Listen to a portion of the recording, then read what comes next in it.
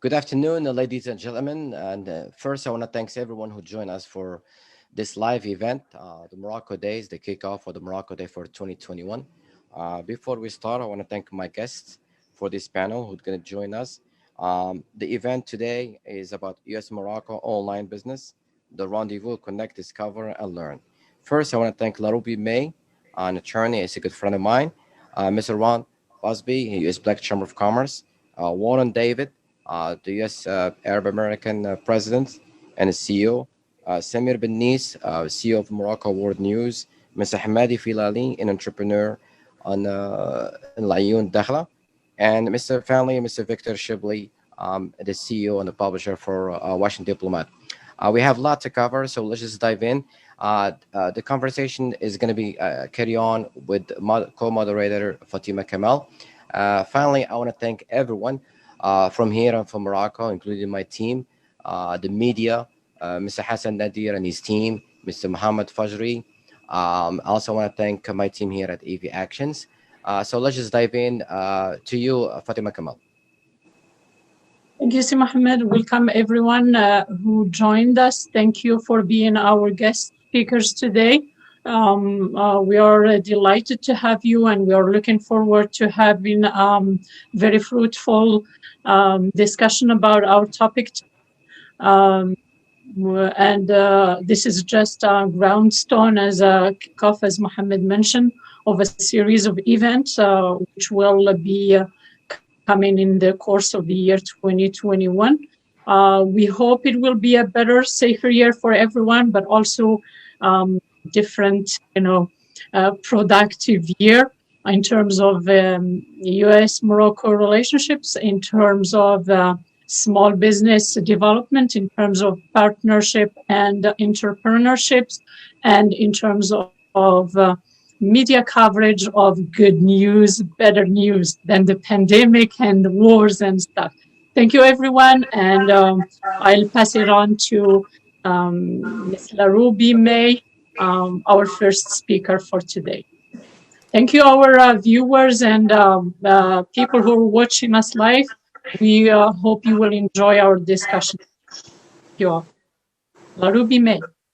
Thank you, and good afternoon to everyone who's joining us. I'm very grateful and thankful for this opportunity to be a part of the beginning series of 2021 for Morocco Day. I think, just to start off, I think it's very fitting that we're looking at this first series during what we celebrate as the Martin Luther King Jr. Celebration. It's really a celebration all weekend. We know January 15th was the actual day of his birth, and that Monday will be the day that we celebrate. But I think it's very fitting that as we're bringing folk together from the continent, right, and the United States, talking about opportunities and looking at ways in which we treat each other as brothers and sisters and being able to kind of develop and grow in business. I think it's very fitting that we do this. And that we celebrate the work that Martin Luther King did, and that his legacy continues through all of us in the work that we do. I am the managing member of the May Group LLC, which is a business consulting group here in the district. I'm also an attorney with a firm that does personal injury and mass tort, but really wanted to just spend a few minutes just kind of talking about the opportunities here in the district. When Mo and I began to talk about Morocco Day, and when I had the privilege of going to Morocco and meeting some of the folk, some of the wonderful people in Morocco, realized that there was a gap between small businesses and businesses here in the District of Columbia doing and identifying opportunities in Morocco, and that there was a gap with businesses, entrepreneurs, small business owners in Morocco doing business in the district. And so really wanted to figure out how do we use Morocco Day? How do we use the people on this panel, and how do we use the resources that we're grateful to have as the bridge that allow people to cross back and forth in order to look at opportunities? And so one of the things that we have done with our group is to begin to reach out to businesses who want to do work either in Morocco or Moroccan businesses that want to do work in DC, and say, okay, let us help you walk through the process. What does it take in order to be a Moroccan business doing work in the District of Columbia, in the metropolitan area? What are the licensing needs that you have? What are the requirements? What are the certifications? How do you position yourself not only just to come to the district area and say, hey, I'm a business, because we all know that we can say, hey, I'm a business, and if you're not doing business, if you're not generating revenue, then it really doesn't matter if on paper you're an actual business. And so how do you move from first the fear, overcoming the fear of doing business in a foreign country, overcoming that fear, and then going from a place of starting a business to being a successful business, and then also maintaining that business income and that revenue by staying relevant. And all of us, by example of today, that we're doing Morocco Day virtually versus doing Morocco Day in person, realize that businesses and organizations have had to adapt. We've had to be flexible and nimble in the way in which we do business and the way that we deliver services. And I think that is also important as we look at doing business across continents, to say, hey, I have a business, I'm an entrepreneur, I have an idea. How do I start that? But now, not only how do I start that, but how do I look at a business model that is pandemic proof? How do I look at a business model that is recession proof? Right? How do I look at a model that allows for me to remain relevant even in difficult times? Because what we know is that those of us who are business owners today during the pandemic, many of us have had to lay off people, and we've seen our revenues go down. But the reality is there are some small businesses as well as some large businesses that are making more money during the pandemic than they made prior to the pandemic. And that's because of, some of it is about a product that they're providing, but some of it is about their flexibility and their ability to be nimble. For one example, my law firm, in 2019, we made a decision to become a paperless firm. Right. And so everything we do is in the cloud. So whether or not I'm in Morocco, or whether or not I'm in California, or no matter where anyone on my team is in the country, everyone is able to access the same information from our cloud system because we were paperless. And so then, here comes the pandemic in March of 2020, and people can't go into offices and people can't have in-person interactions. Well, for our business, which is a small business, right, we were still able to carry on the same way we carried on before the pandemic. We already made the adjustment to become a paperless business, so that that flexibility and that shift, or that paradigm shift that other business had to make, it was more difficult. It wasn't very difficult for us because we were already prepared. And so when we're looking at businesses, small businesses, one of the things that we really focus on with them is flexibility and being nimble and being able to grow and to move as the economy moves, as the environment moves. And those things become extremely important in order for survival. And so I'm extremely excited and very thankful to be able to bring some of the lessons learned. Obviously we've been successful in some ways, and we've had clients to be very successful, and we've had some clients to have challenges the same way we've had challenges. And so I look forward to going back to somewhat of a new normal, where I get the opportunity to come back to Morocco and spend time. I've been there twice. I'm looking forward to come back and really take the lessons learned that we have here, that I've had with the many businesses that I've supported, and really kind of helping to build an infrastructure for entrepreneurs in Morocco, or small businesses in Morocco, that allow for them not only to be successful in their local region, but allow them to have the flexibility and the infrastructure that allows for them to grow and to see success beyond their imaginations, right? Beyond what they think they can do, and be able to launch into the United States. And so again, I'm always grateful for the opportunity to share, and I look forward to any questions or any additional information that I can provide as we continue on this celebration of Martin Luther King and the celebration of our brothers and sisters with Moroccan history. So thank you. Thank you. Mr. Ron Busby. Thank you, Mo. Thank you, audience. And really an honor to be here with all of you this weekend. As equally as important as it is to celebrate Dr. King's holiday, we understand the importance that his life prepared on our history, this weekend, we're also celebrating and looking forward to our future. On Wednesday, we will inaugurate our new president. President-elect Biden will become our next president, and equally as important, we'll have the first Black American vice president, Kamala Harris. And so this is a huge opportunity for all of us to come together to talk about a historical perspective of what has happened to America over the last 400 plus years, but also to look at where the opportunities lie for Black people around the globe. So I'm excited. My name again is Ron Busby. I'm the president and CEO of the U.S. Black Chambers, Inc. We're headquartered here in Washington, D.C. We represent over 146 Black chambers in 42 states, plus the country of Canada. And we have 6 chambers on the continent of Africa, including Congo, Nigeria, Morocco, Durban, Ethiopia, missing one. I have to apologize, but we have 6 on the continent. And we have 336,000 business members, Black business members here in the United States. And so really honored here to represent them. We were founded on our 5 key pillars. And the first one is really what I really want to speak a little bit about this morning, and that is advocacy.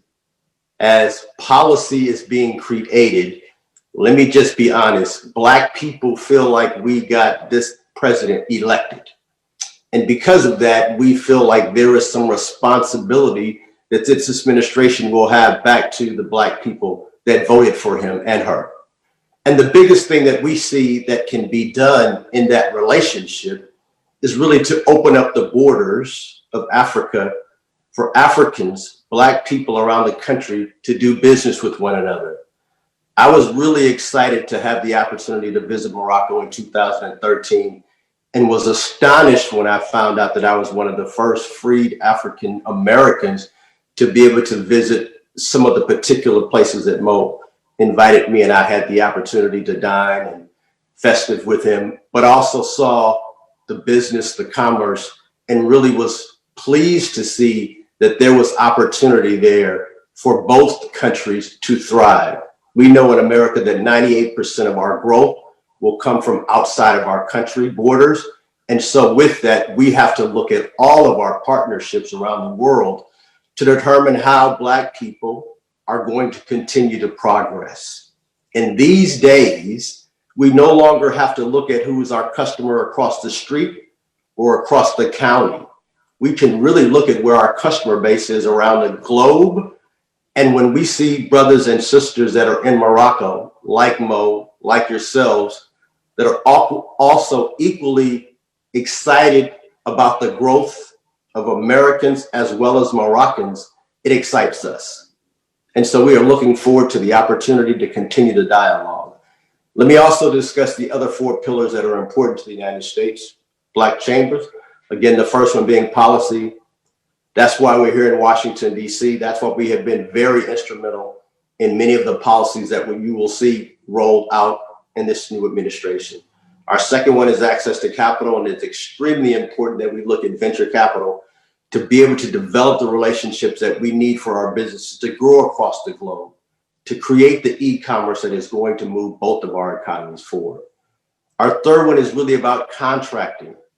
And it was ironic that just last week we noted that the richest man in the world was Elon Musk. And if you really know a little bit about his history, he got there through government contracts. Government contracts from America made the man who is the richest man in America that way. And so we as the United States Black Chamber have to make sure that we are putting our businesses in front of the federal government and mandating and holding them accountable to do business with us. They're the largest procurer in the country, and they are very shy about displaying or being transparent with their contracting opportunities.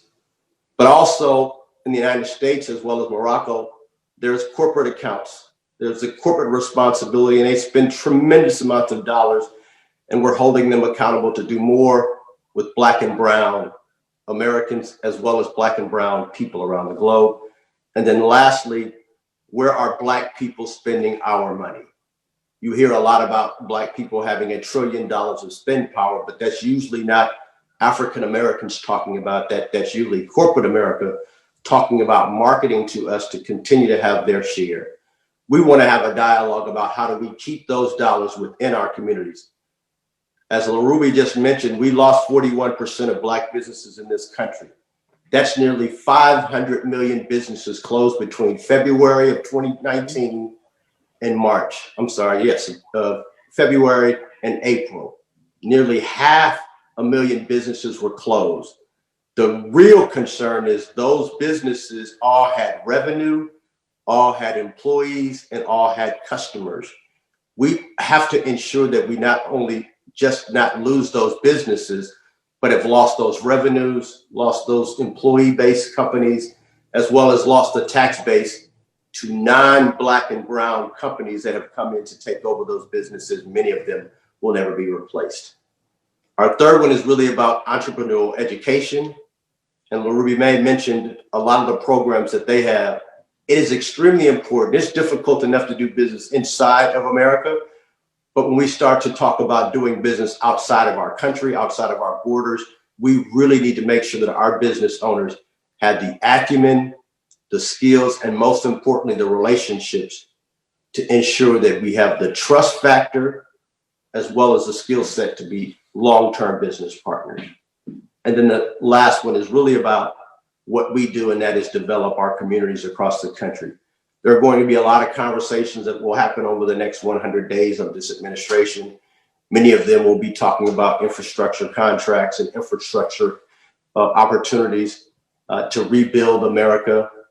You've heard a lot about Build Back Better. We just want to make sure that when that is happening, that it's happening in the Black communities, that it's happening by Black contractors, and those contractors are hiring Black people. I love what Mo is doing here. I understand that in order for Black people to be successful, we've got to be successful on the mother country. And so when Mo and I saw the relationship being expanded between our two countries, we were excited and concerned at the same time. We were excited about the opportunity. We were concerned that we did not see people that looked like me at those conversations. And for that, we want to make sure that our voice is at the table and that the opportunities that present themselves are there for African Americans as well as just Americans themselves. Thank you so much, Mo. Thank you all for the opportunity. Again, Ron Busby, US Black Chambers, Inc. Thank you. Thank you for a great introduction. Fatima Kamal, you want to introduce Warren David? Yeah.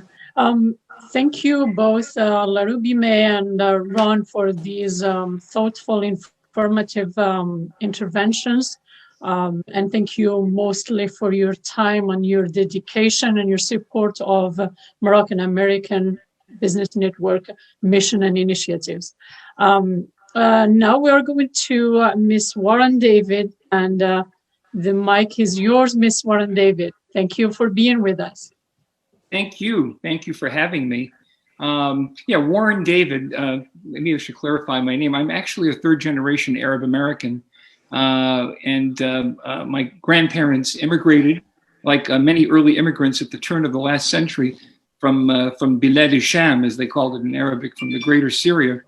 And actually, my last name is really Saloom. So I wanted to clarify so everybody knows that I am Arab. And I'll tell you a quick story. My grandfather, when he came, his name was Suleiman Daoud Saloom. His middle name was Daoud, which was his father's name, right? You know how the Arabs have the father's name as the middle name. So he didn't really speak English very well. So, you know, they didn't know how to write Saloom. So he said David, which was the middle name. He knew that was an acceptable name. And so that was in the early 1900s. About 5 years later, he went to get his citizenship.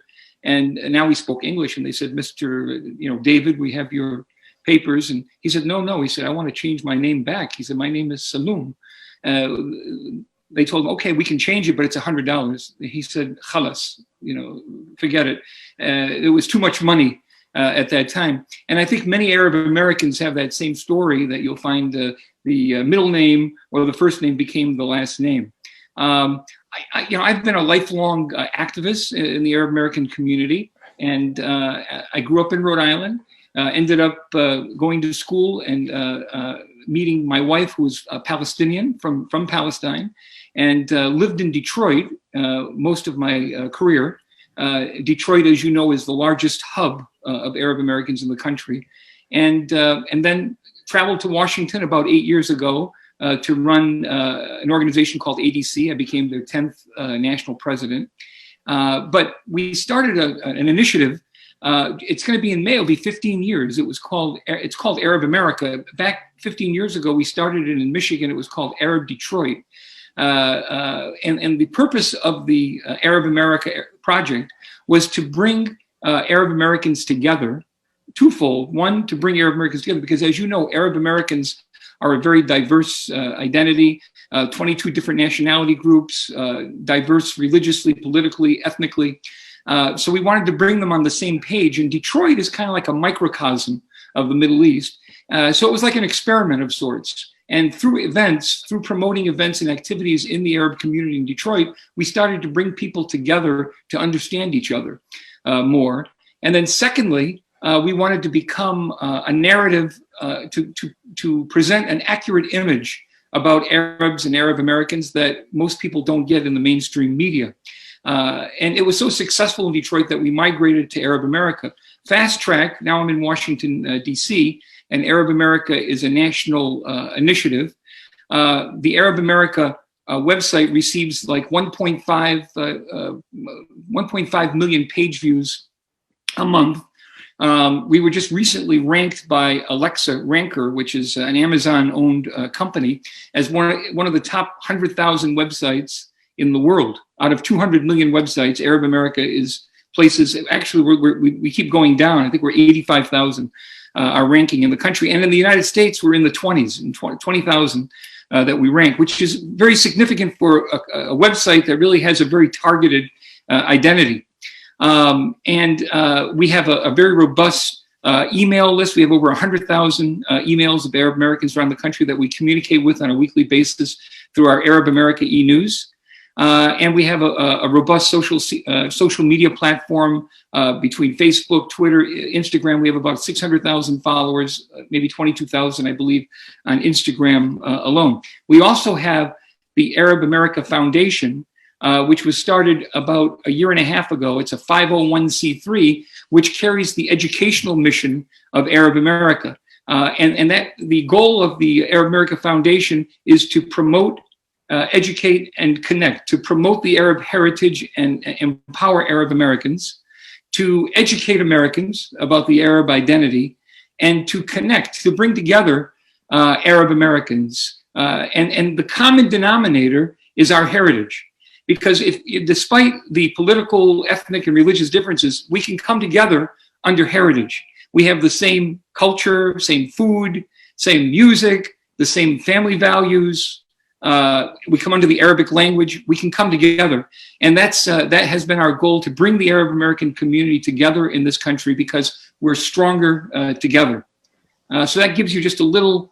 and I might also add that we're doing a summit, which is coming up in a couple of weeks. And we've never done anything like this before, but it's called Connect Arab America, where we're bringing Arab Americans together from all over the country. And we're going to be connecting with public officials, connecting with cultural institutions, connecting with business leaders, connecting with influencers, and connecting with our culture. And each night, February 1st to the 5th, we're going to be doing a different area of how we can connect and come together. Well, I want to thank you, Mr. Warren David, for joining us again one more time. I also want to take the opportunities as we're celebrating, Martin Luther King this week. There is a gentleman that I want to dedicate this event, Morocco Day 2021. A gentleman who came to our event here a few years back. His name is Mr. Ahmed Dahi. Mr. Ahmed Dahi just passed away as he was trying to organize this event back on July. So this is a tribute to him. This event really is on a spirit of Mr. Dahi. And he has done a lot for me on a personal level. And I think he met Mr. Ron Busby. He also met Victor Shipley, and he also met Laruby May when he was here. So this dedication to him and to his family. God bless his soul. So don't forget that. The next one, Fatima Kamal, she's going to make that microphone to you, Fatima. Yes, just to add to what you said, Mo, about Mr. Dahi. Again, we are talking about people who make change, who, leave some legacy behind when they go. Martin Luther King is one, and we are celebrating. Ahmed Dahi is another person like that. I think people who knew him even for a short time, and being a Moroccan and knowing the struggle that, Moroccan have with, politics, with, the Sahara issue and all that. Mr. Dahi have done a lot to bring those questions into the table and bring the discussion here into the US as well. 2 years ago, when he attended the Morocco Day here, he was all about initiatives, about supporting, again, entrepreneurship, about dialogue, about celebrating heritage, which we all, discussing today in a way, so that we can overcome this crisis, but also we go back or come back stronger and even better, being businesses, being people, being politicians, being advocating people for all of those.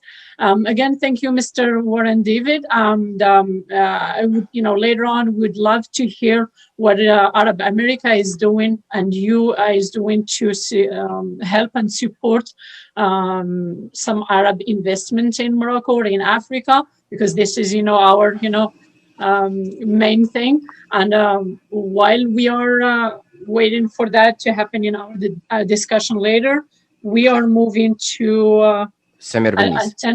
No, but before that, I think we have a break, and we can discuss this question in the break while Mr. Samir Benis is coming back and getting prepared for his talk.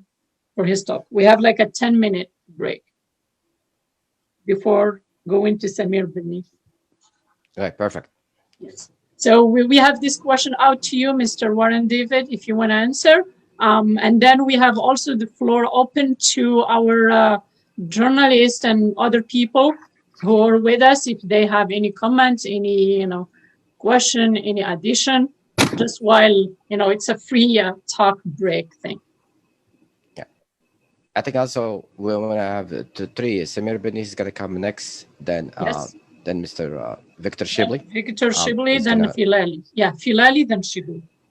Filali, then Shibli. Then we Yes. go back again, briefly for intro. We hope that it will be like between 3 to 5 minutes. The questions that Fatima, she has prepared for our panel, very short and brief, because we want to cover as much as we can. Yes. And again, talk about investments in Morocco, including Dakhla, Laayoune.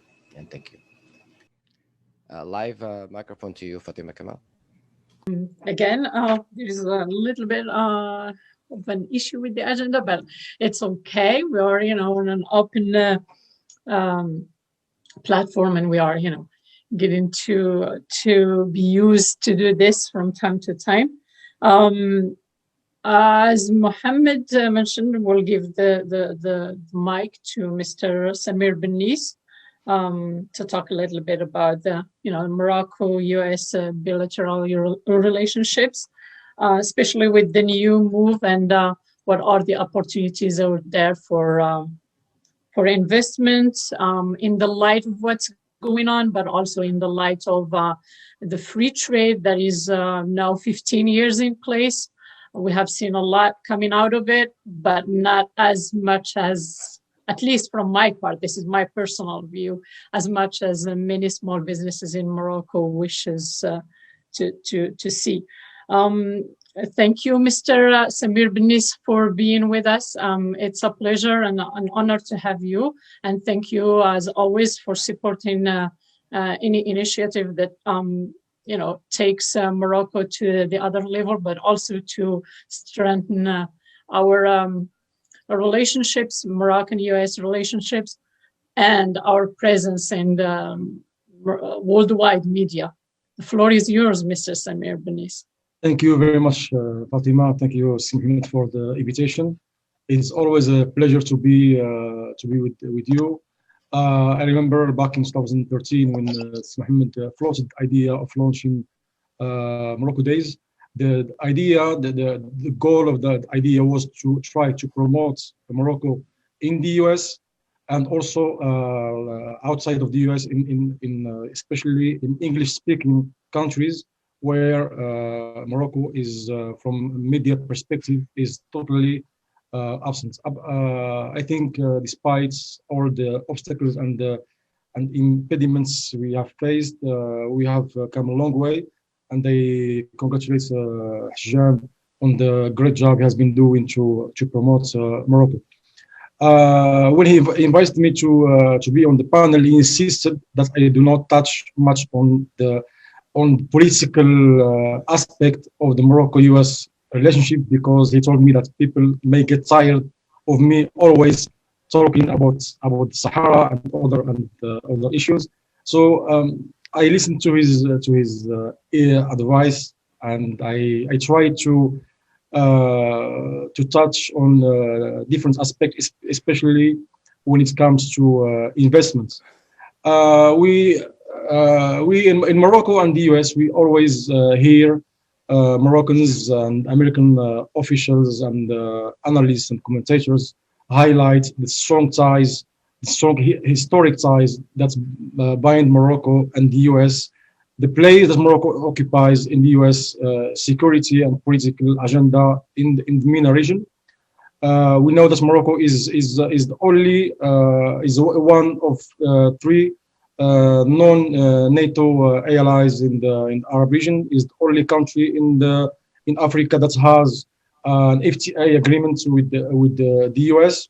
We know that Morocco has a strong security and military ties with the US. It has also enjoyed bipartisan support, US bipartisan support when it comes to the Sahara issue. But these strong ties have not yet translated into increased economic exchange between Morocco and the US. As you just mentioned, the FTA has been in place since 2006, but so far it has not yet fulfilled its potential.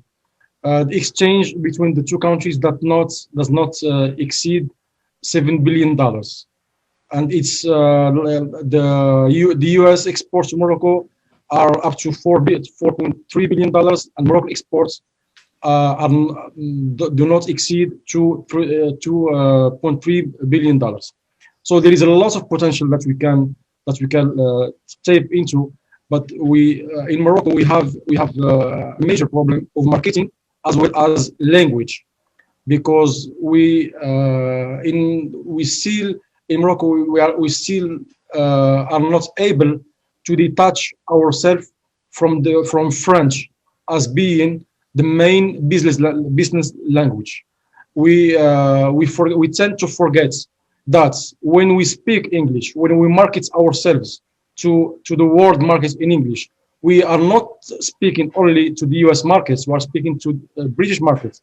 We are speaking to worldwide, because English is the business language. I have some Indian friends. They have been seeking to invest in Morocco, but they face the barrier of language. Not only language, but also our accounting standards are not in line with international and US standards. Like when a US or British or Indian businessman tries to invest in Morocco, there is first the language barrier, because our workforce is not yet fully trained in English, and also the legal framework that we have is mostly French oriented. So we need to make great efforts at the state level to align our legal framework with international standards, and also make a huge effort to invest in English.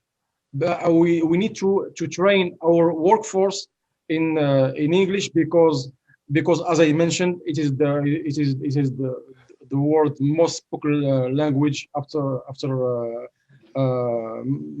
Mandarin, but it's spoken all over the world. So if we want to attract American businessmen or British businessmen to Morocco, we need to have a trained workforce that is able to interact with them and to explain to them what are the opportunities that Morocco can offer.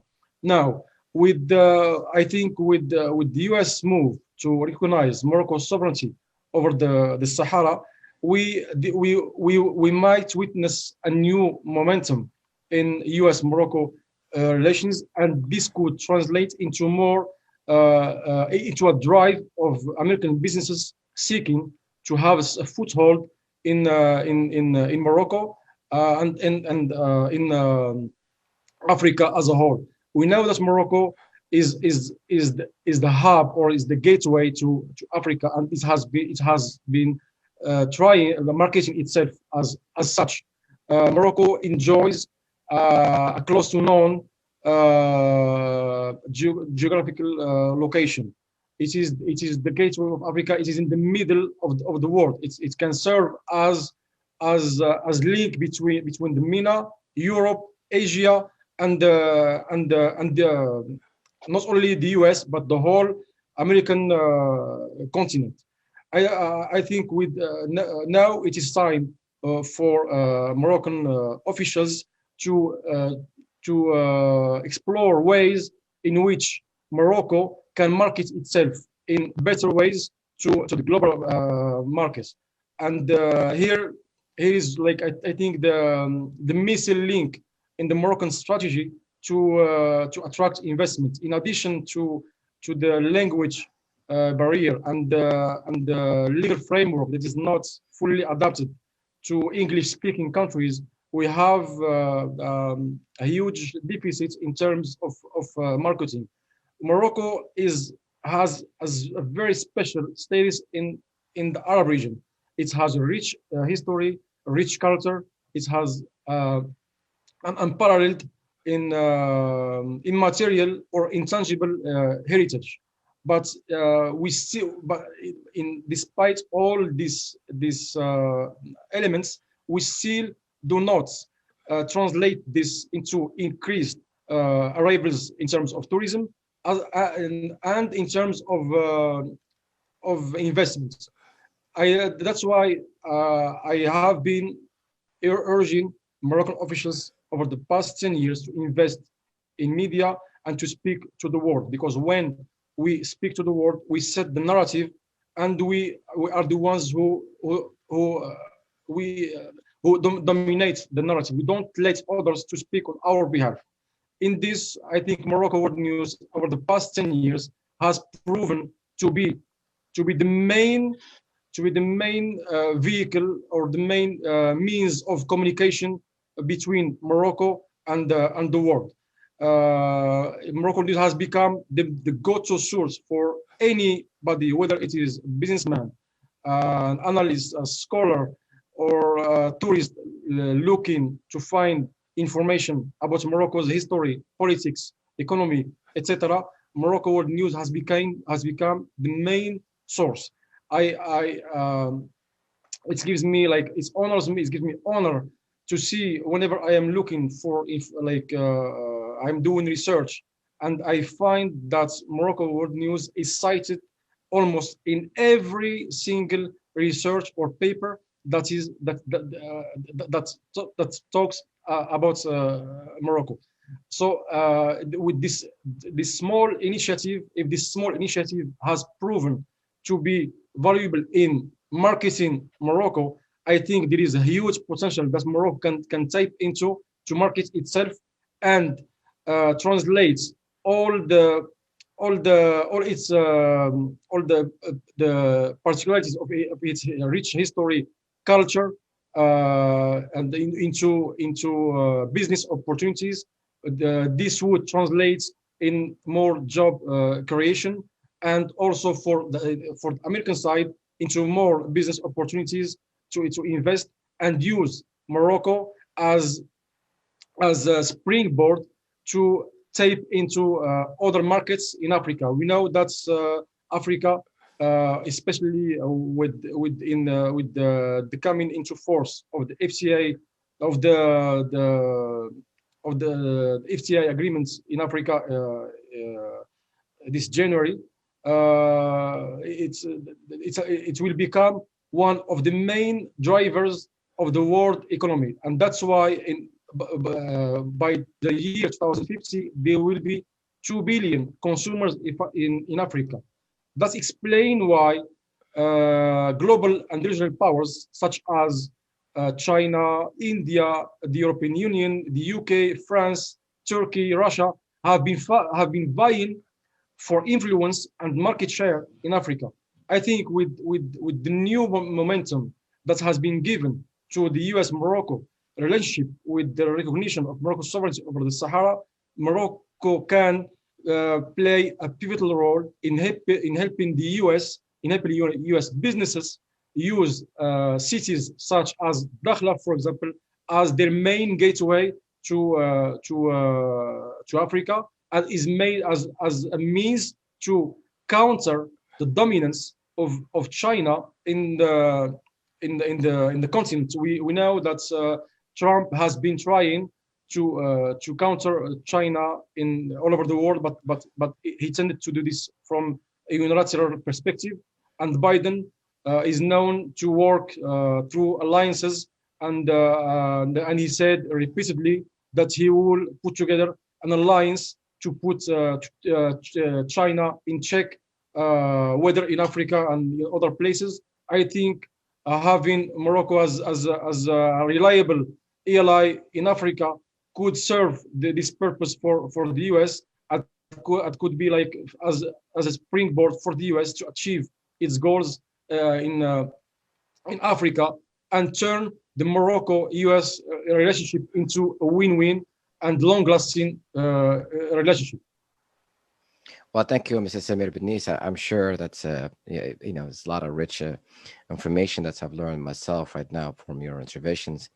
The fact that Mr. Samir Benis is well known in the arena of politics, and he was shy to speak on the areas is like a business community, and I'm sure you did well today.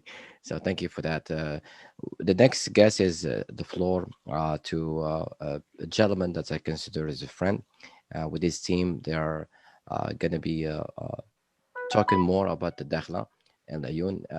The floor to you, Mr. Hamadi, from Laayoune.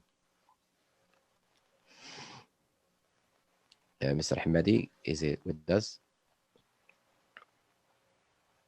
Mr. Hamadi? Okay, we're going to go to next. Okay, thank you. I'm here with you, so I'm still. Good.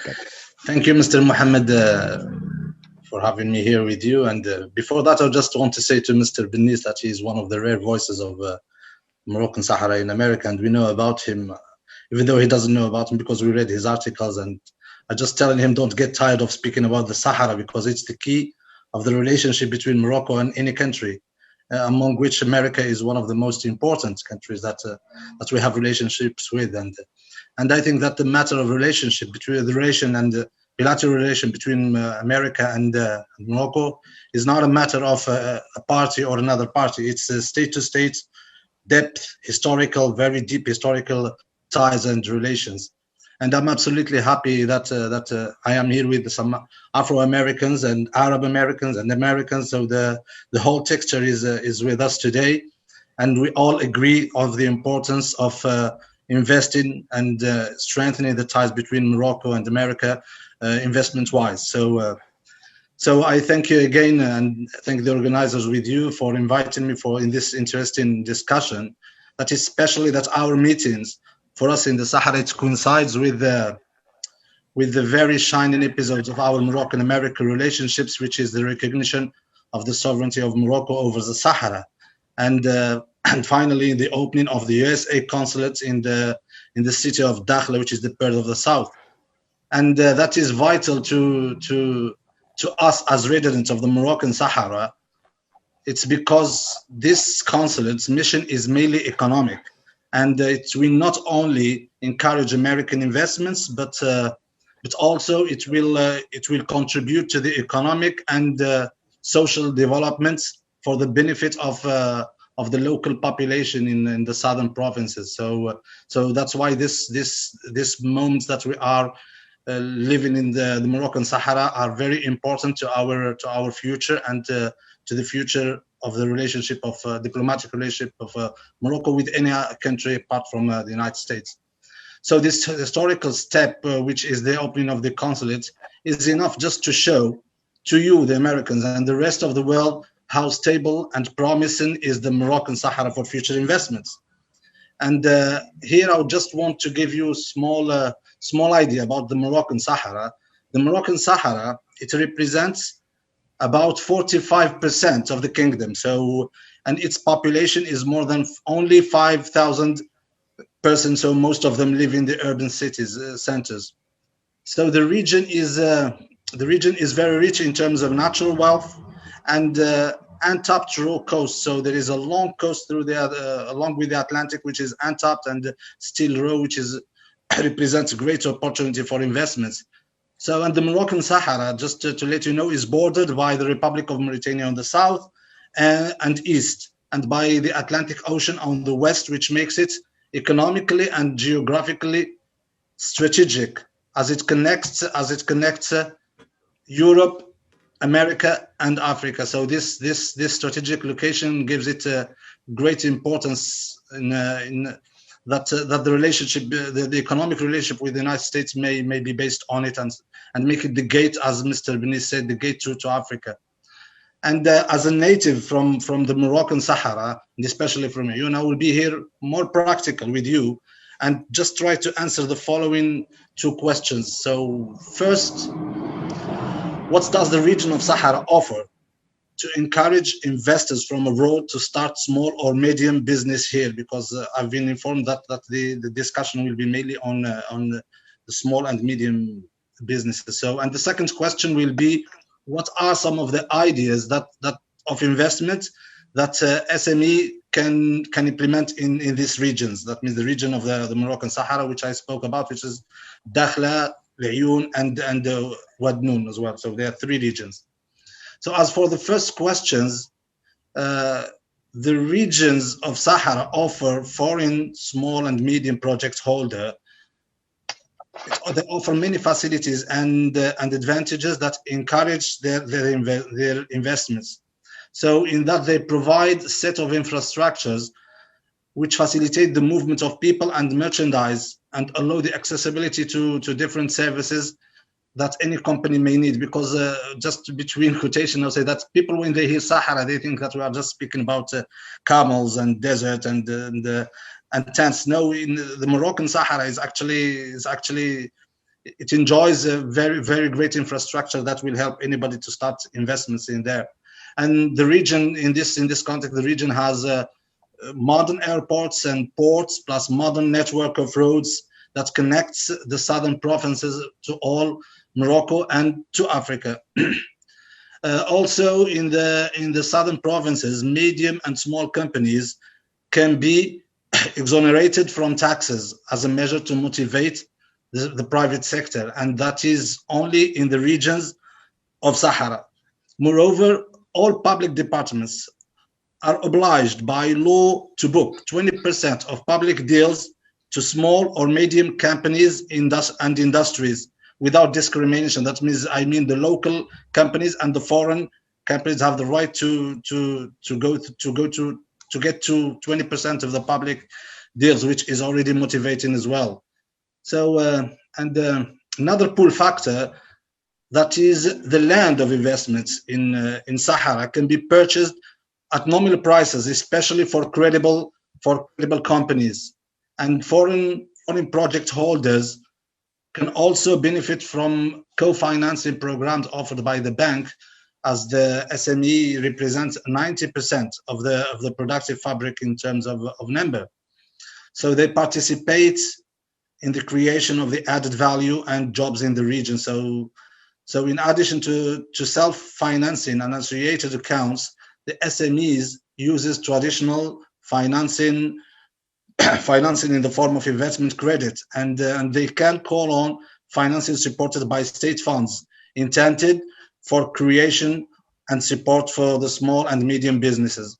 Also, the banks in the region facilitate financing the small and businesses through facilitate their equipment through leasing credits. Most importantly, and let's go to the administrative context. Most importantly, there exists public institution called the regional centers for investments. They are public institutions. So their main mission is to support, orientate companies, either foreign or local, through what we call here the one-stop shop policy, in order to save time in matter of administrative process and easily create companies. And this is very helpful for the companies to start their business safely and successfully. There are also different private companies and agencies that help investors to get the studies they need and support them to get the necessary advice in order to implement their investments idea safely and easily in the region. And as for the second question, which is what are the sector that be conquered in by foreign investors, and here foreign, that means American investors. So, and that's in fact, it depends on the budget and the capital an investor can actually afford. So, for example, I'll just give you an example with ideas with a range of budgets, so just to make it close to you.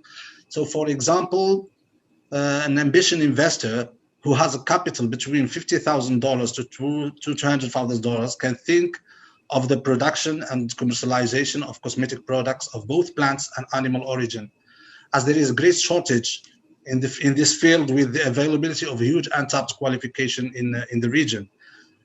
Also, the implementation of artisanal article marketing units might be a good idea for investment, especially when using modern techniques to open new markets abroad for investments. And this can cost slightly about $80,000 or even less. So, moreover, as for tourism, we are talking about $80,000 to $20,000 investments. And within this range, an investor can open a tourist agency or sell touristic products, because the area provides a huge set of possibilities and adventures, and for desert tourism fans, plus maritime excursions, which they don't exist in the region. So now just to say between parentheses that the tourism sector in the Sahara needs provides a lot of opportunities of investment. So it's a good sector to conquer. As I said, you can be sure that any creative idea in this sector can be applicable in the Moroccan Sahara. Of course, with our help and the assistance of the state programs that are done for that reason. Additionally, with a wallet of $100,000 and more in healthcare sector, small and medium projects can be established in the fields of import and export of major medical and paramedical equipment to support the main program and projects which are launched in the Moroccan Sahara these days in the framework of the development plan dedicated to the southern provinces. And this development plan represents a great opportunity for investors. It's because it's protected and it's launched by His Majesty the King Mohammed VI from Laayoune city years ago. So it's a point of focus of the state, and and one of its pillars is helping foreign investors to come to the region. Speaking about this pandemic area, and I think that the post-pandemic era requires quickly moving towards working and studying remotely using internet and technology. This is a new experience in the Moroccan Sahara, which makes it an appropriate, as I see it, which makes it an appropriate to establish small or even large businesses in the field of marketing, applications, and programs to facilitate the digitization of the administration departments. And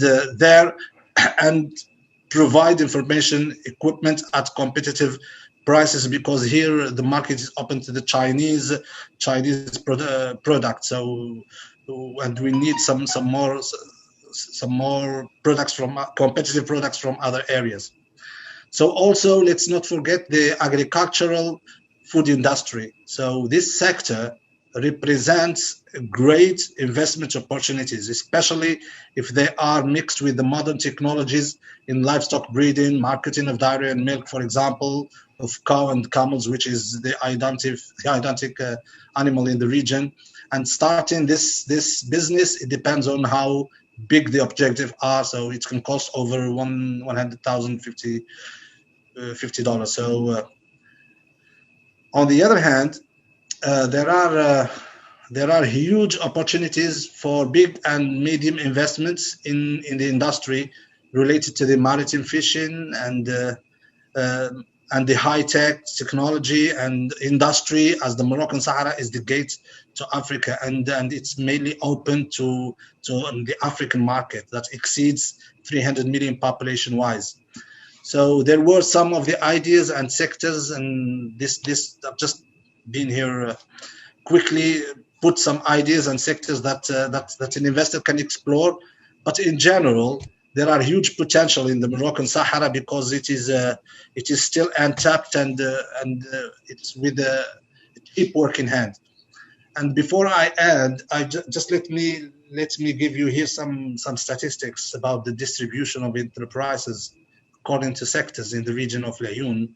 And for instance, this shows and explain how promising this region is. So as for companies that are active in the field of tourism, they represent only 3.75% of the total investments in all sectors. And enterprises that invest in agriculture are only 2.16% of the whole texture. In the finance, we have only 0.10% of the companies that are working in this field. Concerning investments in industry, it represents only 6.09%. Construction and real estate is still 16.76%. Transportation companies are 10.50%. Trade and commercial activities, they represent the most, which is 47.85%, because the people in the Sahara are more orientated towards trade and commerce activities. So, and other services, they represent 12.20. So this in a nutshell, we understand here that the statistics show that the regions of Sahara are still fertile and provide great opportunity for small and medium projects holders. And finally, the main pull factor that I see that should attract you to invest or attract any investor, so through you, of course, to invest in the regions of Moroccan Sahara, is the historical recognition of the USA of the full Moroccan sovereignty over its Sahara, because this will give the investors in general from the USA the priority, respect, and even protection. And here I go back to what Madam Laruby said, that the investor has fear. So he has fear to start new business abroad. So this recognition should help to overcome this fear of the first step to start a business abroad, and especially in a promising place like my region, which are the Moroccan Sahara. So now, ladies and gentlemen, I'll just invite you to come and see it. And all what you need here is to pack your suitcases and come and explore my region and enjoy the warmth and the hospitality of the Sahrawi people and the Moroccan people all together. And thank you again, Mr. Mohammed and the organizer, for this. Thank you. Thank you. Thank you, Mr. Filali. It was a very informative and complimentary look on what the Sahara offers and what the three regions have as potentials. We really enjoyed you walking us through all the potentials and the statistics and the great opportunities out there. And we are, personally, on personal levels, we are open and ready. Going back to, before moving to the last and the best, as we say, to Mr. Victor Shibli. Just when again, I thank Mr. Samir Benis and Warren David, because they both mentioned something that is very crucial and we are living in. That is lack of data, lack of content from Morocco, lack of marketing to the world, especially in English. And as someone who has an English-speaking partner, a business partner who is like an Asian and a British, he is like Pakistani British, he wishes that, as a business, both businessman, but also as an entrepreneur and investor, he wishes that there is more data, more content, more marketing, and more English language out there, and more legal framework.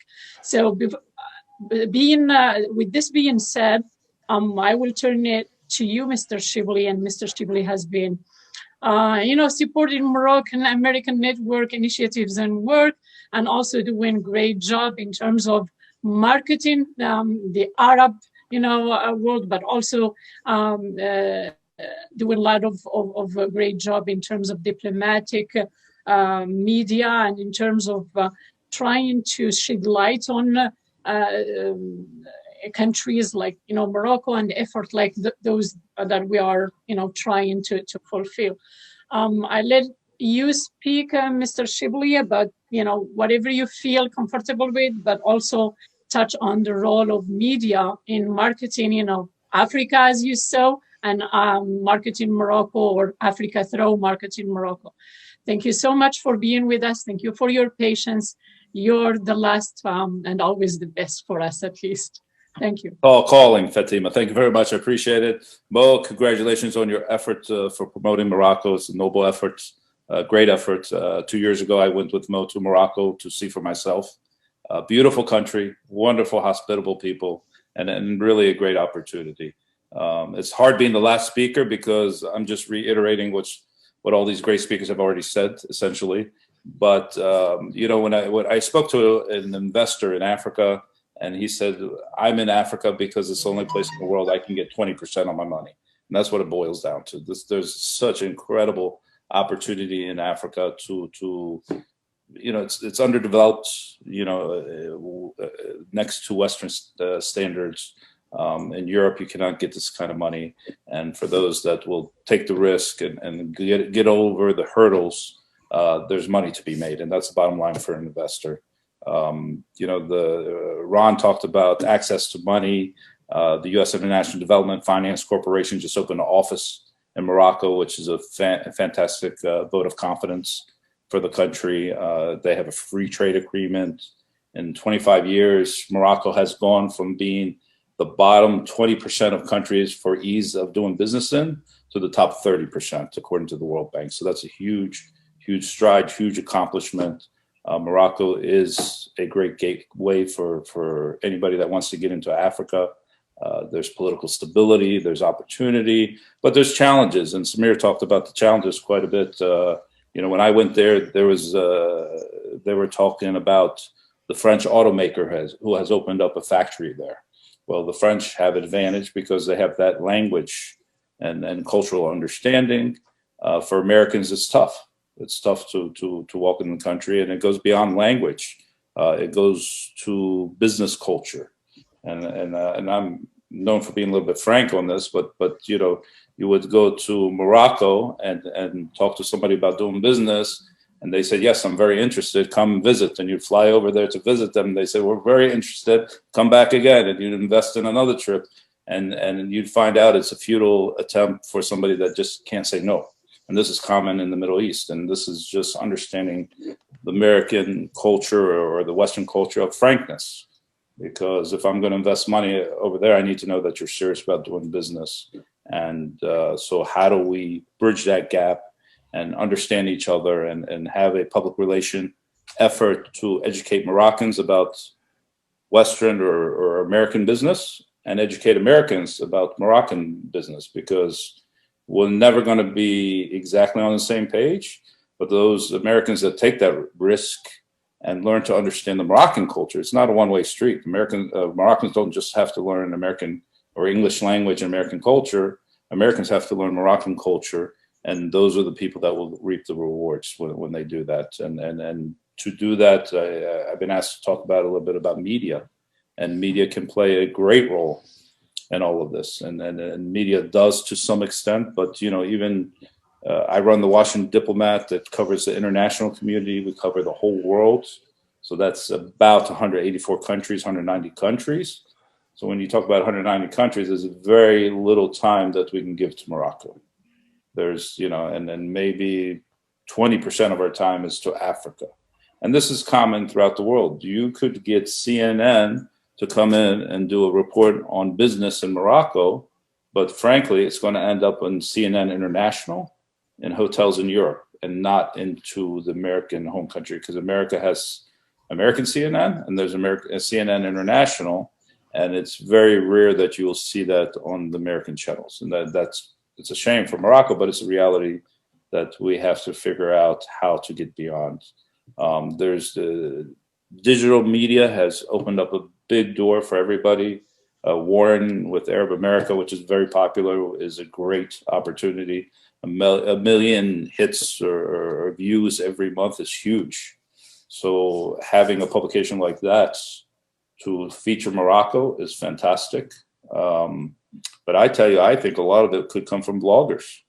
It's really at the bottom grassroots level of people talking about Morocco, featuring Morocco, showing some of the success stories in Morocco that can go a long way. And I'll tell you a little secret, publications like Warren's publication, Arab America, my publication, we're hurting for content. We need content. We need cheap content.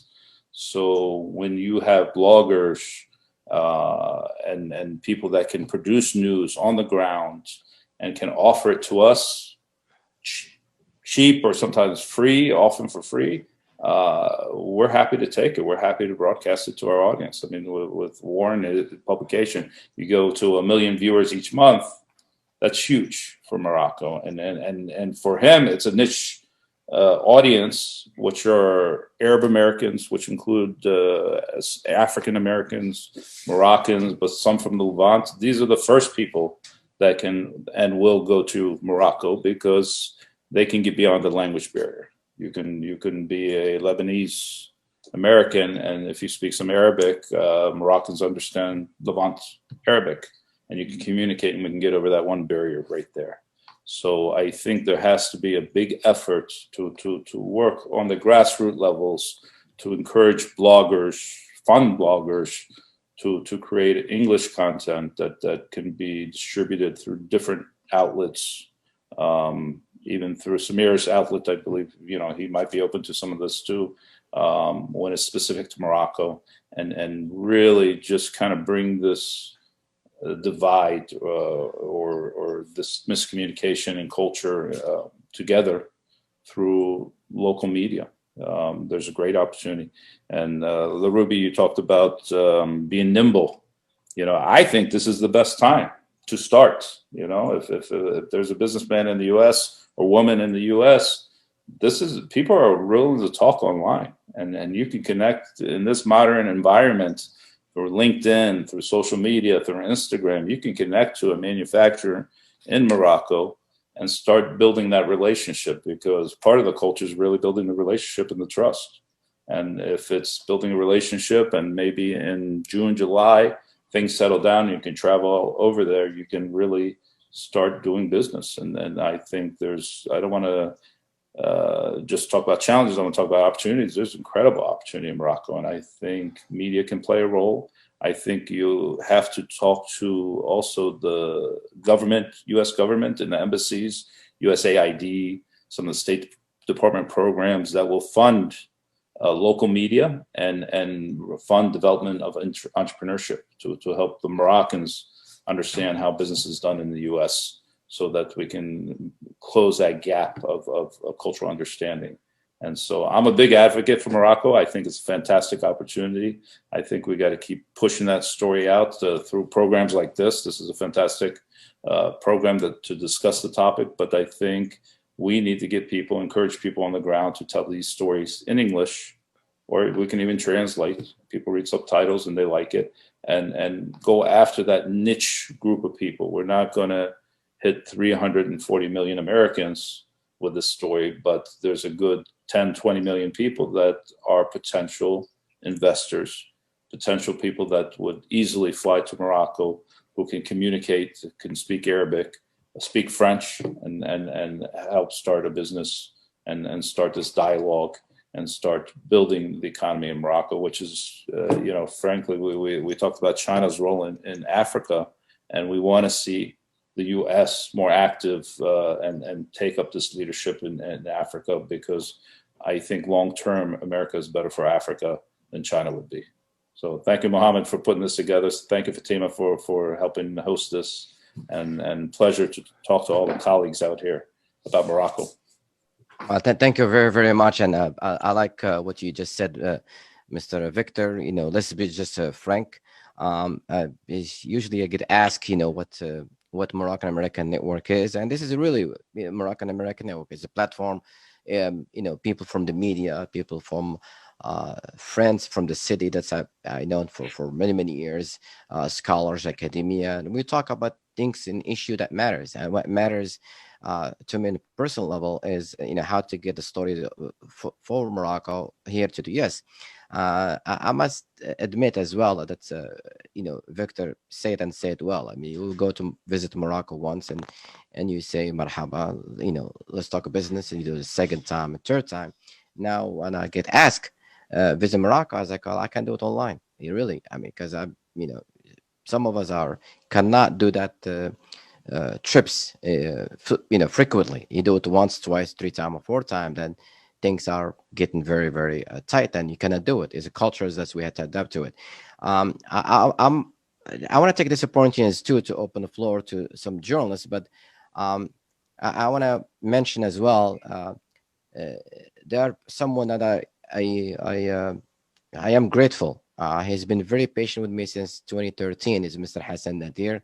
He's a journalist and professor at the university, and he's been with me from the day one. And one thing we share together is like, we're here to, you know, start the conversation. But really, it is about who we are and what we do as people for the media. And I must agree with Laruby. She is a person to go in DC. You know, prior to pandemic, when I visit her forums and you know, when I was lucky enough to, she invited me a few places that the city of Washington, D.C., which is, by the way, the budget, I think, is about $140 billion a year, if I don't want to be mistaken. And here Civic Center is about $718 billion. About 15, how much? About 50. Our budget is about $15 billion a year. $15 billion a year. And a lot of people, when she introduced me to the African American business community, they all get excited.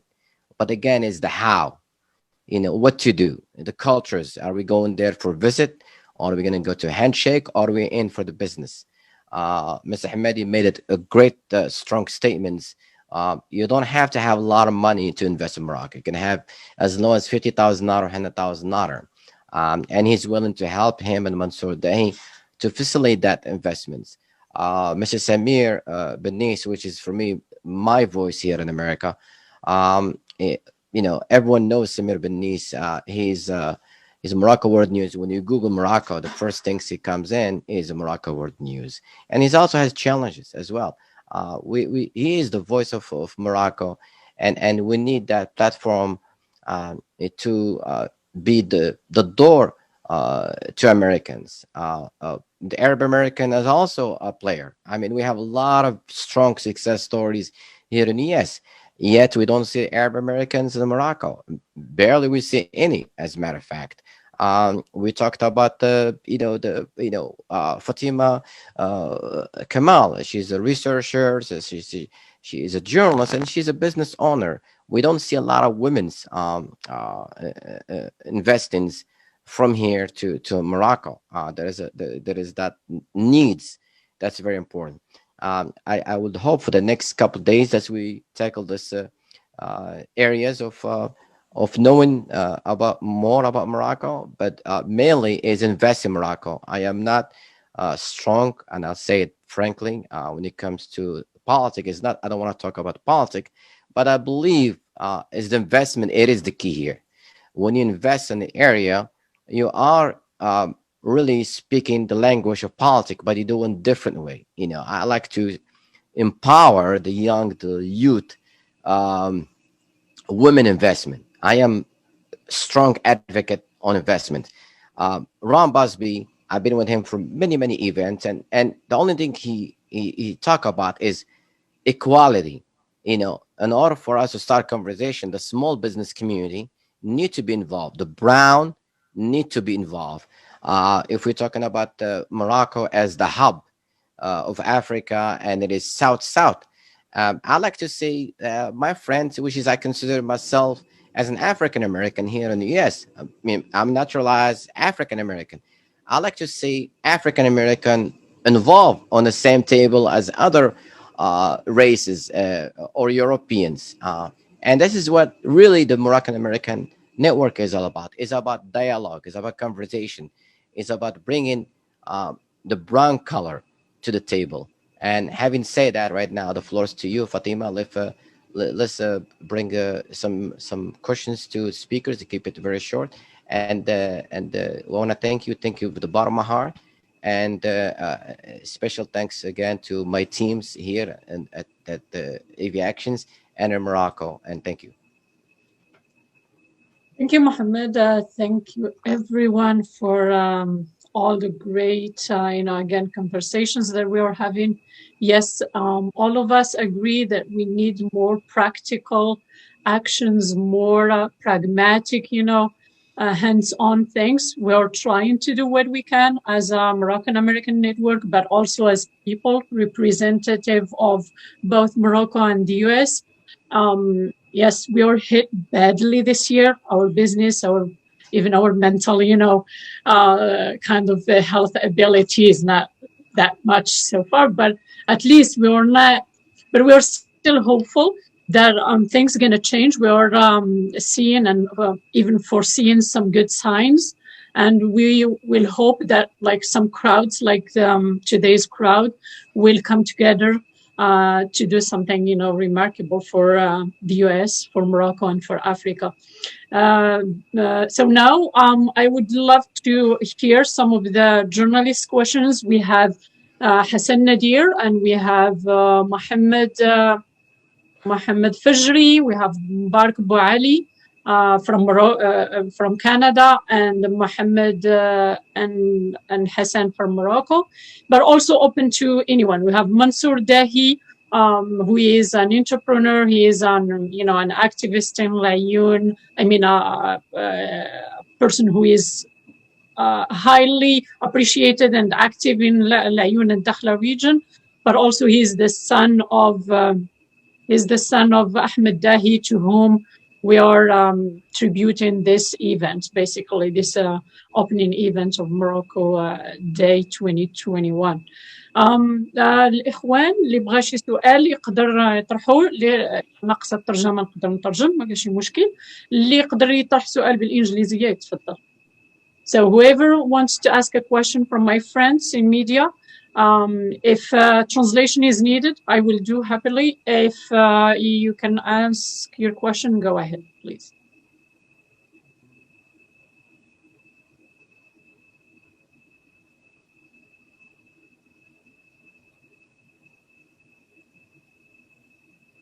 Assalamu alaikum.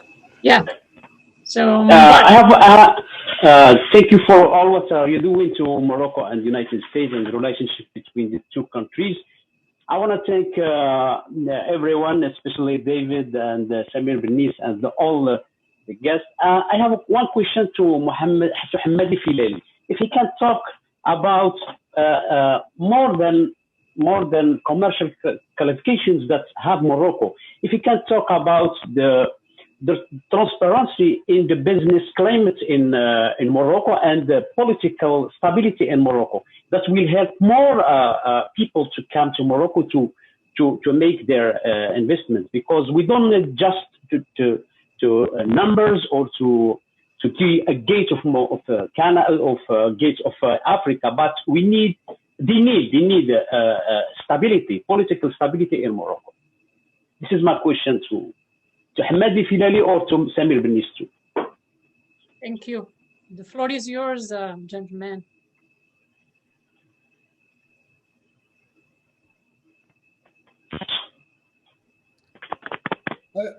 I think that's when it comes to stability in the whole Arab region or in Africa or just in the region in the Maghreb, I think Morocco's stability is unmatched, and this has been the case. This has been the case for the past 7 decades. Even Morocco has been like one of the few countries to weather the storm of the Arab Spring unscattered. And this shows that Morocco has reached a stage of resilience and maturity that enable it to position itself as one of the best go-to locations countries for any businessman seeking to increase their portfolio and to find new opportunities where they can make profits. And this is where Morocco has a comparative advantage over its neighbors, because not only Morocco has been undertaking a smart policy over the past 15 years to reach out to Africa, not only to Western Africa, but also to West Africa and Southern Africa. But it's also how it enjoys this stability, which is key for anybody to invest in any given country. Like even for myself, as a Moroccan, as an investor, if Morocco was not a stable country, if the prospects of the country for the next 10 or 20 or 30 years do not offer like impressions that the country will be stable and will be in better footing than now, from a personal perspective, I would not invest in my country. So every investor, whether it is a Moroccan or a foreigner, the first sine qua non condition or before making the choice, making the decision, is whether this country is stable or not. Because nobody would want to invest in a country that would be whose government would be overthrown within 6 or a year after you make your investment, and you maybe put your life-saving money into that investment. So I think from that perspective, Morocco has like the best comparative advantage in the whole region, and that will make it like that will entice especially Americans and maybe also British investors in the future to invest more in the country. I just want to add answering Mr. Bouali's question, which is very interesting, because it's not a matter of statistics and just location. As for the transparency and competitivity and then the business climate in Morocco, and here I'm speaking about the Moroccan Sahara, where I come from. So I say that it's a matter of the state's well. Okay, it's a state's well to protect and to make it easy for investors from abroad to come and explore and invest in the area. And there are some like institutional programs dedicated to that question of transparency, because when we speak about the stereotype when we speak about Africa and the Arab countries, we always ask the question of transparency and competitivity.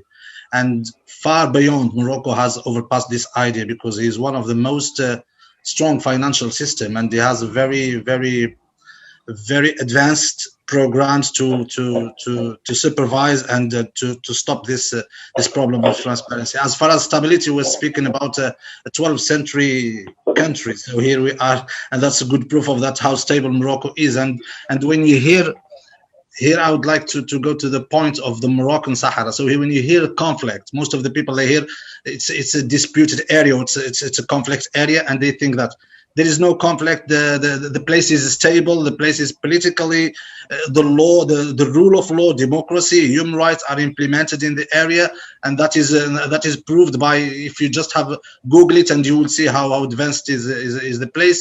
Otherwise, most people, they think that there are tense moments. In this era, we live in tense moments because of the political conflicts. But the only proof, as I said in my intervention, that the United States of America would not take the step to open a consulate in an area which is not stable. So the United States of America would not take the step forward to recognize the Moroccan Sahara as Moroccan, if not it is aware of the real circumstances. We are speaking about the United States. That means in a country with a very, very informative sources about everything. So, and that gives the American or the European investor the opportunity just to come forward to the Sahara, and it's. I hope I've been able to speak clear things. Thank you so much. Thank you both, Baili, Mr. Nis, and Lely. Any other questions from my friends? Yes, Mohammed Fajri. تفضل.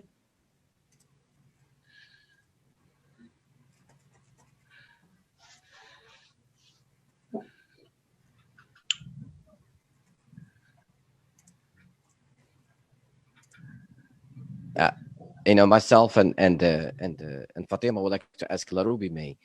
كاين حسن بلاتي كاين حسن نعطيو حسن. Okay, good. Okay. شكرا فاطمه، شكرا الاخ والصديق سي محمد على المجهود الكبير اللي لعبوا في كدور اساسي في انعقاد والتئام هذه الندوه هذه وهذه المناظره عن بعد، واللي يتاكد اليوم القيمه ديالها سواء من حيث بالنسبه للجانب المتعلق بالاسئله. كنتوجه بسؤال الصديق ايضا سمير بنيس بخصوص وهو الخبير في العلاقات الدوليه، بخصوص التخوف اللي ممكن انه ينتاب البعض من الامكانيات المتاحه للاستثمار اليوم في الصحراء المغربيه سواء في الداخله او جهه العيون، وهي امكانات هائله، وكاين حتى بعض القطاعات اللي هي بقى قطاعات تستدعي او انها لا زال هناك متسع كبير للاستثمار فيها، وخاصه بالنسبه للامريكيين. واش ما كاينش تخوف من الدور اللي ممكن تلعبوا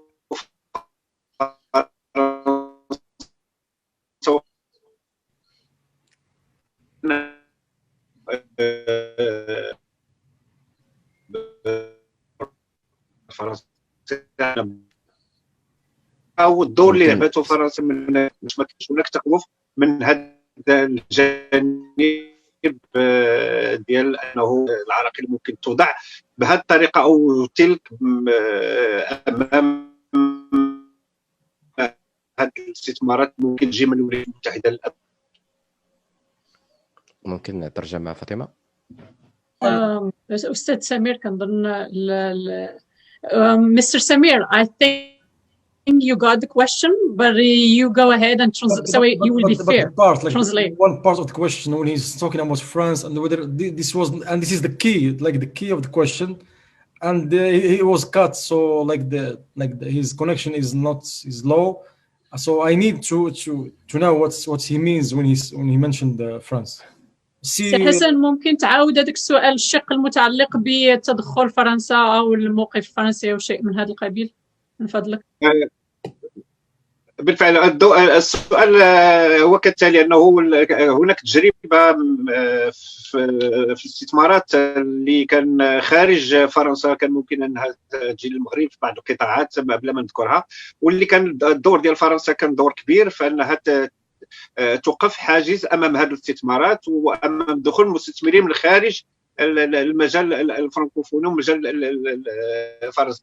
فبالتالي ما كاينش هناك تخوف من موقعك سي سمير كخبير في العلاقات الدوليه، ما كاينش تخوف من ان هذا الدور الفرنسي ممكن يكون عنده دور سلبي في دخول الاستثمارات الامريكيه او مستثمرين امريكيين لمنطقه الصحراء او الصحراء المغربيه وخاصه في الداخله او العيون. شكرا سي حسن. I think now the country that has to be worried about its interests in the region is not Morocco, it's France. Because now with the US recognition of Morocco's sovereignty over the Sahara, Morocco is in better and a stronger position than ever before. Now, if France in the past used the Sahara as a card to pressure Morocco into doing this or that, into buying this, into striking this deal or that, with the US recognition, France now has been like overtaken by the US. And Morocco is a sovereign state, and it has shown that over and over again over the past few years. If we compare the way how Morocco has behaved on the global stage over the past 5 or 6 years, where with the way Morocco was before that, or maybe before the past 10 years and before, I think Morocco's profile on global stage has risen and has been strengthened. And with the US recognition, it is now the ball now is in France's court. It is now, it behoves France now to take a bold and clearer action, and to show resolute and clear support to Morocco's sovereignty over the Sahara. It is not enough for now, neither for France nor for Spain, which both share historical responsibility in the conflict, to say that the Moroccan autonomy plan can be the basis of the political solution. They have to follow in the footsteps of the US and say that the Moroccan autonomy plan is the only basis, not can be, is the only basis of the political solution. So now with with the US recognition, we will witness a new chapter in the US-Morocco relationship, and I think there is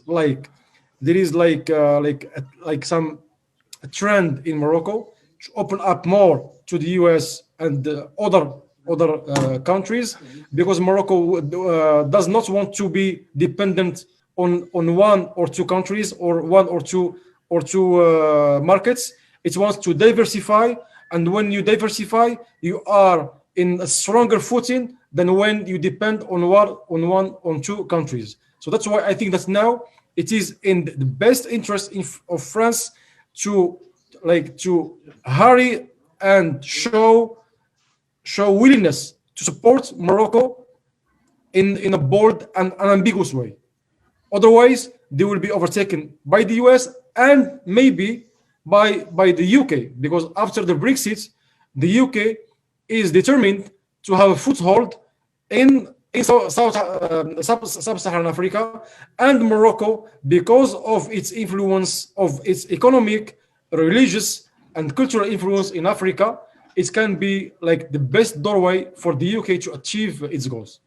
Thank you. I mean, we have a last interventions from Mr. Ahmed Fali as we close in for today.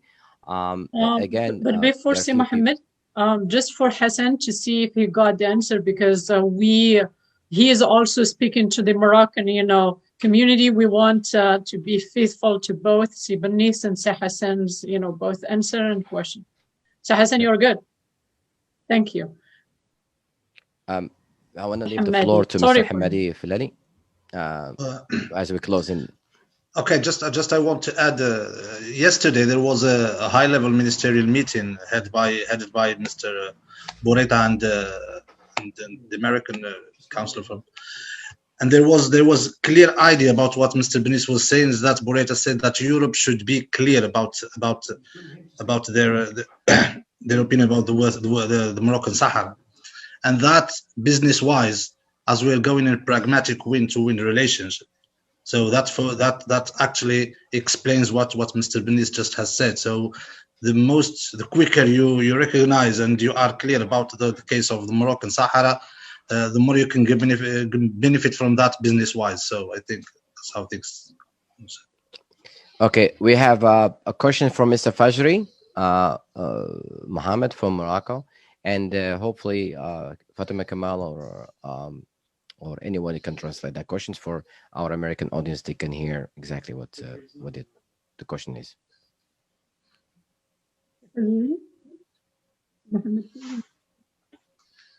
While waiting for Mohammed Fajri, I myself have a question for Mrs. Laruby May. If I can ask while waiting for Mr. Fajri, he's not yet here.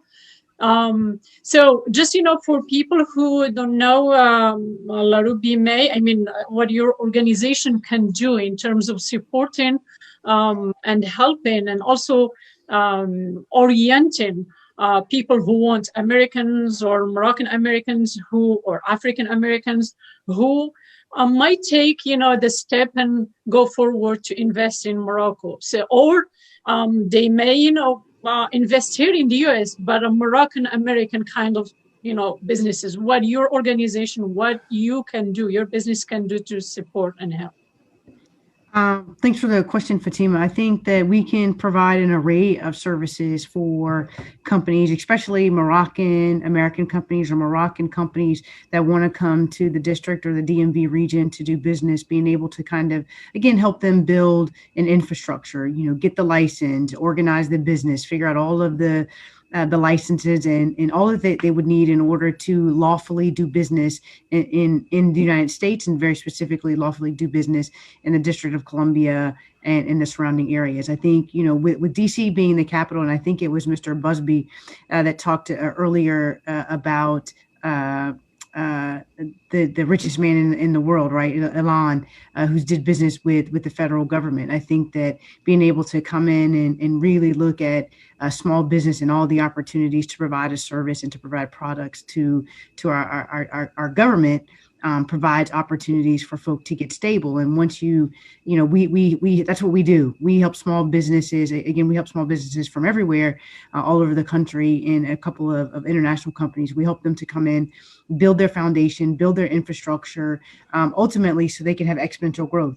But, it doesn't help for you to come in and not get a solid foundation because you can start off and then something happens and then you shattered, or you're not prepared for the future. And so that's one of the things that we pride ourselves in. It's a lot of coaching, right? Because we also teach small businesses, right?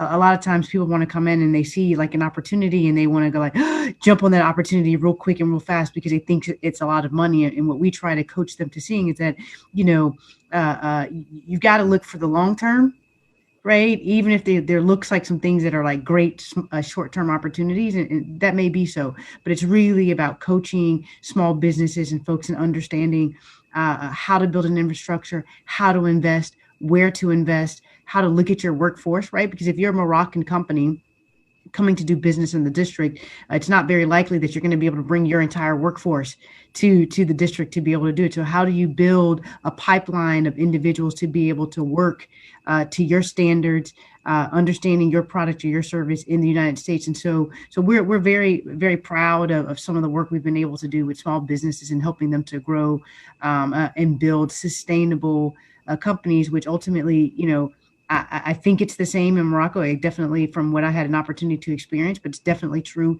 here in the District of Columbia and the surrounding areas that small businesses are the core of our country. Small businesses hire local folk. They hire the people in the neighborhood, right? Like those are the people that kind of really help our communities sustain and grow. And we look forward to working with any entrepreneur or any business in Morocco that really wants to come to the United States and build a legacy for their company and a legacy for their family. I must add something here, Laruby, because it's very important to put this as really the highlight. Laruby May, in my opinion, she can not only just help the Moroccans coming from Morocco to open their business here in the capital, Washington D.C., but her office and her groups can also help Moroccans like myself and some other Moroccans who wants to invest in Washington D.C. Our mayor Bowser, she's a strong advocate for small business community, and also I have to add, and this is what Laruby told me all the time. In order for you to be a player in Washington D.C., you have to also support your local politicians. You have to be involved with the Black Caucus. You have to be in meetings, when they held. So Laruby, she does that all on. I'm not sure how she does it, but in 24 hours, I think Laruby, she slept maybe for 4 hours. So in order for us Moroccan also to have a voice here in America, and I believe Washington D.C. is the capital of the world. This is what decisions are made. We have an opportunity to be there on the Black Caucus. We have an opportunity to open the businesses. We have few Moroccans, some few restaurants, but there are other areas that's also available and opportunities, and there's a hot zone, and there's a lot of areas that's Laruby, she can help. I just want to make sure that's I'll mention this part here. Thank you, Si Mohammed. Before we call it an end to today's panel, which is really rich and informative, I'll go back to Mr. Fajri. Si Mohammed Fajri, no? Good? Yes, yeah, I can hear you, hopefully. Thank you very much. It's a pleasure to be here with you. My question, I have one question for Mrs. Laruby. Doing business together, it's good, but how? What's your plan to translate this in reality? To translate what, that. Mohammed? This plan in reality. I couldn't hear. You can ask also in Arabic, and Fatima, she can help translation. I just couldn't hear. It wasn't very high volume. Can you speak up a little so I can hear? My question is doing business together is good, but what's your vision to translate that in reality? Yes. What's my how to convince Americans to invest in Morocco? Oh, gotcha. So I think that thank you for the question. To be honest with you, I don't know that there, obviously people that have disposable income to invest want to make sound investment, right? I have an investment group. We do an analysis before we put any money into an investment, right? But to be honest with you, until my engagement with Mo and Morocco Day, me nor any of my friends in my investment group had thought about investing in Morocco. And so most of that was ignorance, right? Lack of knowledge. And so I think that investing in Morocco isn't something special, right? Like you don't have to do an extra additional sell to Morocco to people who are willing to invest. You just have to do the same thing that you would do to an American investment, to a European investment, to a Kenyan investment. You've got to show that it's a sound investment with a reasonable return. And I think that especially in the African American community here in the DMV region, I know countless number of Black folk, Black Americans who have the income and want to invest, and they're looking for investment opportunities, but no one has exposed them to investment opportunities in Morocco. And again, I think if it's a sound investment, if the return is what they're satisfied with or looking for, I think that they'll do it. I don't think that they have to be convinced to invest. They're already convinced to invest. They already know the value of investing. What they now need to do, and what we need to do as this group and as others, is say, hey man, you're investing in development in DC and in Virginia and other places. Let me show you some opportunities to invest in Morocco. And I think having Morocco Day, bringing folk over to Morocco, exposing them to the opportunities, I think is really the major hurdle that we have to get over in order for people to invest in Morocco.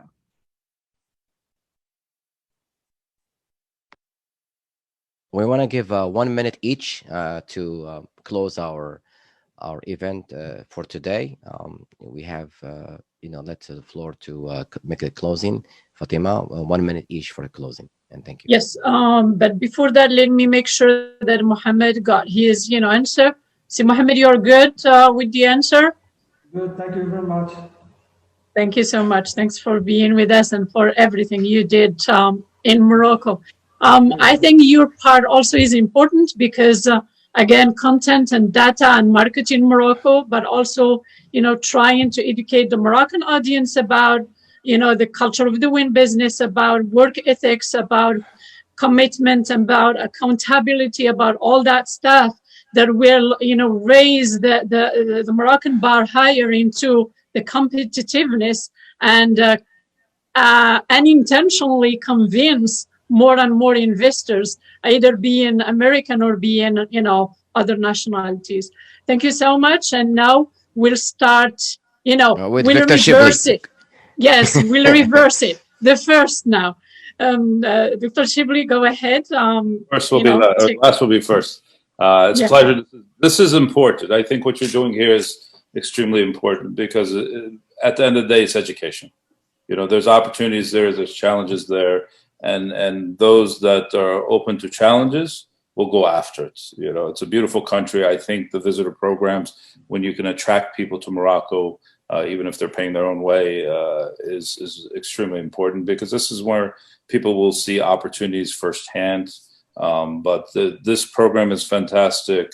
What Sphere is doing is fantastic. What Warren's doing is fantastic. What Laruby's doing is wonderful. Just breaking down these barriers, educating is extremely important. Not everybody's going to run to Morocco. Some have big adversity to risk, and they'll see this as risk. But those that do take those risks will do well. So it's a slow process, slower than we'd like. But I think Morocco is a fantastic opportunity. Beautiful country, beautiful people. Thank you so much, Mr. Shibli. And again, we will always reach out to you. You're a great, again, mentor and a coach and advisor on this.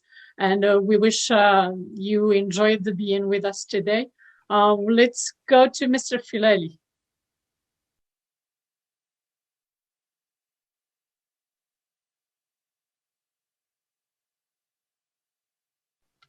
I keep forgetting this. So thank you again for having me, and I think that's a great opportunity that you made the focus on.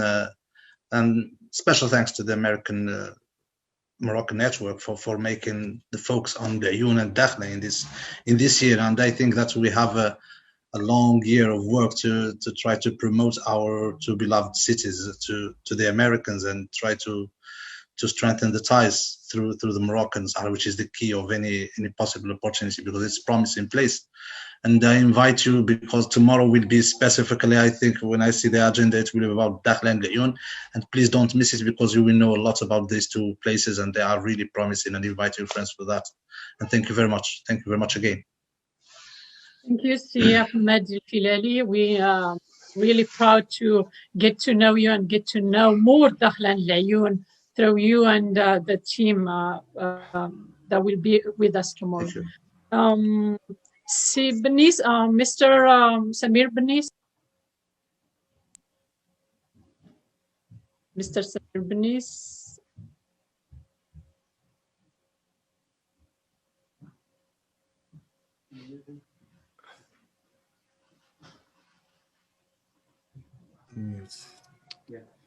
We go to Warren David. By the time Samir Benis got his audio on.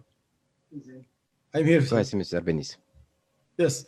Well, I would like to thank my friend Hajjam for the efforts he put to hold this event, despite all despite the crisis we're living for the past year. And I hope we will succeed at least in trying to push Moroccan officials to start, to rethinking their strategies to reach out to global investors, to the global opinion, because as I said, and as Mr. Shibli said, and other speakers said, having English speaking news outlets is of paramount importance for Morocco if it were to market itself as the country that is stable, that has a rich culture, that has strong and privileged ties to the US, to Europe, and is the gateway to Africa. Thank you so much, Mr. Benis, and we always, we are always proud of you as Moroccans of the Washington area and Moroccans of the world, because you're, what you do is thoughtful, is also eye-opening, and is very, very well articulated, let me say. Thank you so much. Again, Mr. Warren David. Yes. Can you hear me? Yes. Yeah, I just, this has been an education for me, just in listening to everybody, and to Hamed, and to Samir, and to Laruby, and to my mentor, Victor. Victor's has done really good work in our community. I'm really glad that he's here. Did I miss anybody? And Mohammed, of course, Mo. All of you have really brought a lot of information to me about Morocco. I mean, I run this platform for Arab Americans, and I don't have a lot of exposure to Morocco. That's what I was telling you earlier. I have not been to Morocco. I have not gone on a delegation.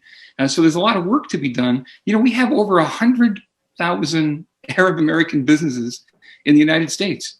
We're an entrepreneurial, our ethnicity is entrepreneurial, mercantile. We have many, many businesses. In the Detroit metropolitan area alone, there's like 10,000, maybe 10% of that number is just in Detroit.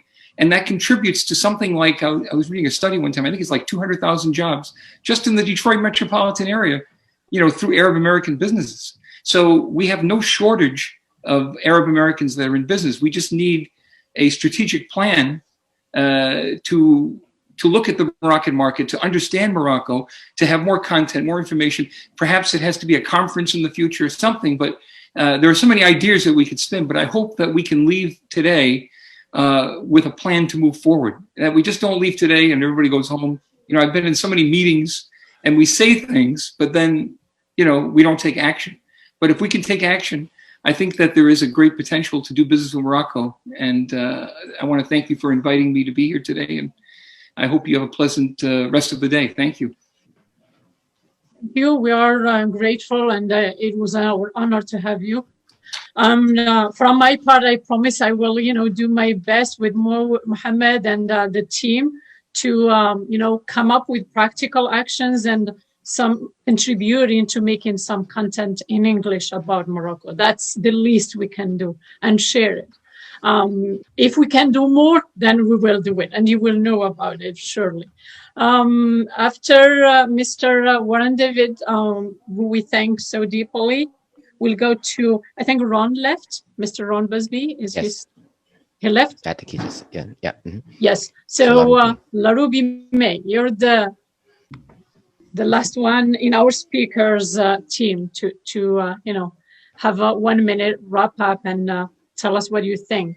Okay. Well, so let me just first again say how grateful and thankful I am to be among this great group of panelists and of voices that are doing great work in your own perspective fields, and to be surrounded in this conversation with so many people that are committed to doing work with Morocco and with Moroccan people. I think that this panel shows what we should be doing, and that is coming together, figuring it out, how it is that we bring things together, how we bring people together, how we bring businesses together to help and to support the communities that we are a part of and the communities that we love. And I look forward to doing the work. I agree with, I think it was Mr. David that said it, that this can't be it. We have to continue to do the work. We have to move beyond kind of action. I think the opportunity is there. I think, as I mentioned earlier, this is, the lack of opportunities on both sides, either in America for Moroccan based companies or in Morocco for American based companies, is because there is a gap. And we have to be out in the field putting the bricks together to bridge the gap in order for us to move forward. And I look forward to being, a bridge maker to being a part of bringing our folks together and looking at investment opportunities, looking at business opportunity, and most important, looking at opportunities to bring cultures together to show and highlight the greatness that we all hear and that we share, both as humans and as people who want to do good work. So again, Mo, thank you. Thank everyone for all of the work that you've done. And I look forward to seeing some of you in Morocco, going to Morocco with others of you. It's an amazing place. You feel at home. At least I felt at home both times I went to Morocco. And I'm looking forward to the future and to more opportunities through Morocco Day. So thank you. Well, thank you again. And thanks, Laruby May. And probably people don't know about this. This is newsworthy, maybe. Laruby May, she's we just want to finish the inauguration, but she's working on Morocco Day 2021 with her team. Again, thank you, Laruby May, for being really the architect for Morocco Day. And because of you, I'm inspired to do event like this. I also want to thanks Fatima Kamal, for today and for the last 8 months. She's been working nonstop. And on the spirit of Mr. Dahi, Ahmed Dahi, his spirit he lives with me right now today. I think it's very important to recognize that part of it. I also want to thank a friend of mine who I consider to be part of my family, Hassan Nadir, and also Mohammed Fajri, and our team in Morocco, and also a team here in the US. Finally, last word. I want to say another thanks to a person who believed in me, and who is really the co-founder also for Morocco Day. He was the first one in Morocco to support me and to support this initiative. I always ask who support ideas like this. I say our friends in the media. 99.9% are people in the media. That 0.0% are people like Noemel Hilo. Who believe in ideas and they take it and they say, hey, we can take it to the next level. Tomorrow is going to be another venue, so we're going to know more about the Dakhla Laayoune, and the third day will be with Noemel Hilo and Mr. Albert Waknin.